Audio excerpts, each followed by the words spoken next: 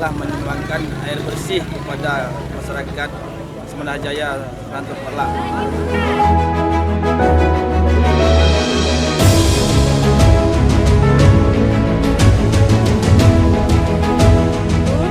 Kami dari masyarakat Semenanjaya, Kecamatan Rantau Perlak, Kabupaten Aceh Timur mengucapkan terima kasih, beribu-ribu terima kasih kepada Kapolri, Kapolda Aceh, Kapolres Aceh Timur beserta Kapolsek Rantau Perlak. Dan kami ucapkan beribu terima kasih kepada Primogor yang sudah memberikan kami bantuan air bersih.